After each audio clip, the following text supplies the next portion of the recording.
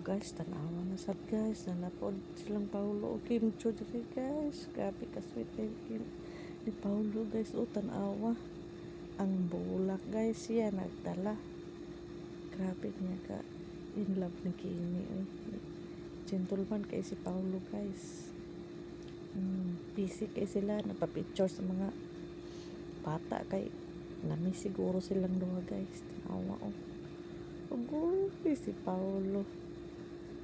Grabe si Kimi ka sexy. Busy kaayo.